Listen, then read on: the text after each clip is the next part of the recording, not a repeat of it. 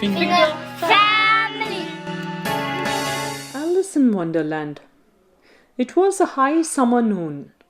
Alice and her sister were sitting in a meadow studying their books. They were very happy indeed. All of a sudden, a white rabbit ran past the sisters.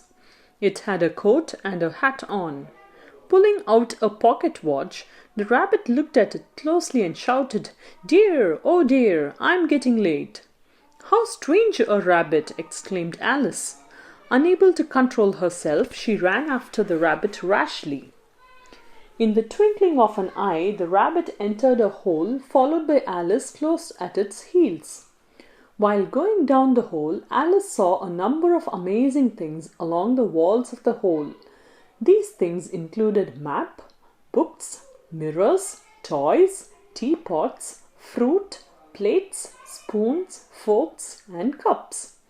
Alice was even more surprised, so much she couldn't help exclaiming, "How curious!"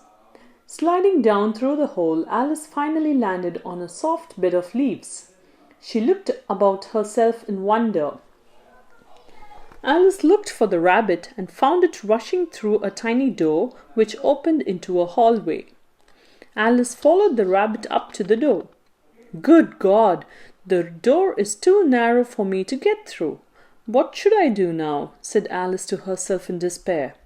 Feeling helpless, Alice burst into tears that trickled down her cheeks to fall on the floor.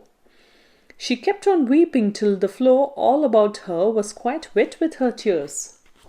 Suddenly, Alice raised her head and noticed a bottle lying on the floor. There was a label on the bottle which read, "Drink me." Without thinking over the matter, Alice went up to the bottle. She put it to her lips and mugged up its contents in no time. To her utter dismay, Alice began shrinking in size. Soon she was the fit size to get through the tiny door in order to reach the hallway. Feeling wildly happy, Alice dashed through the door, but only to fall into salt water with a splash. And lo! She was in neck-deep water of a pool which had been formed with her own tears which she had shed earlier. "No, no, I don't want to be drowned!" cried she. "Then swim this way out," said a friendly dodo. Just as she got out, the white rabbit again ran past her, saying, "How late I'm getting! The queen will certainly have me beheaded." Then, seeing Alice standing there, the rabbit cried, "Quick! Run to my house and get my gloves and my fan as well." The rabbit's house was not far away, so Alice was soon back with its gloves, the fan, and a bottle that she had spotted there. Thinking that something strange must occur, she drank it, and lo, she began to grow, and her head hit the ceiling with a boom. "Kill this giantess!" shouted the white rabbit to his friends. And all of them began to throw pebbles at Alice in order to hit her. But luckily the pebbles turned into tea cakes, and so she was not hurt. Instead, Alice started eating the tea cakes, and as she ate up the cakes, she grew small enough to escape from the white rabbit's house. Wandering in the woods, Alice came by a large mushroom. A green caterpillar with a blue hat on was sitting on it. "Who are you?" asked the caterpillar. "I've been so many sizes that I can't say who I am." "Still, I'm not my own size," said she. "Well, one side of this mushroom will make you taller, but the other will make you shorter," disclosed the caterpillar. Alice ate a bit of a piece of the mushroom from either side in turn. As a result, she first shrank and then grew. Lo! Her neck stretched out and her head reached to the level of the bird's nest. "A serpent! Be off, you rascal!" shrieked the bird. "Oh my God!" exclaimed Alice, and she again bit the mushroom. Luckily, she was her own size now. "Where are you going?" asked a cat that was sitting on the branch of a tree. "I can't say anything till I get somewhere. Let's see where fate takes me to," replied Alice. "Still, I would tell you that the hatter lives this way while the March rabbit that way," said the cat. Saying so, the cat began to disappear her tail and then her back till she couldn't be seen. How odd things are occurring, thought Alice. Alice now went to the hatter's house, who was taking tea along with the March rabbit. A dormouse was also sleeping near them. Seeing Alice, the hatter shouted, "There is no room for you at all." "Why, there is plenty of room," retorted Alice. Just as Alice sat down, the March rabbit offered her tea. So she filled a cup for herself and put a cake on her plate as well.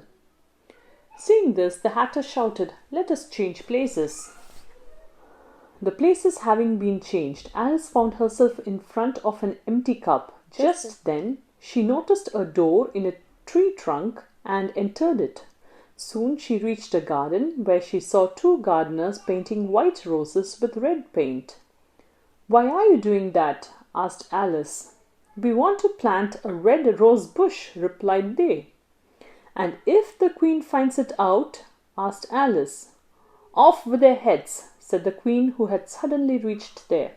It was time for the Queen to hold her court. The Jack of Hearts was on trial for stealing the Queen's tarts. The first witness was the hatter, who was told to take off his hat. But he said, "I won't. It isn't mine."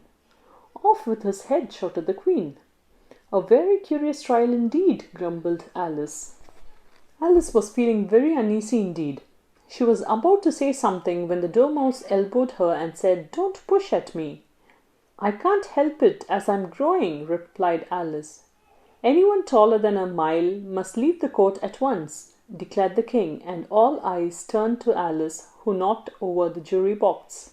"Off with her head," the Queen ordered her guards, who rushed to surround Alice. "I care a fig for your order. You are no more than a deck of cards," thundered Alice. Hearing this, all the cards rose into the air and flew around Alice. She screamed in anger at the top of her voice. "Wake up, Alice. You have had quite a long nap," said her sister, shaking her by the shoulder. Alice woke up and looked about in wonder. She had realized that she had a curious dream. So she said to her sister, "Do you know, I have had a wonderful dream during my nap?" And then Alice described her adventures in her dream, to the utter amazement of her sister.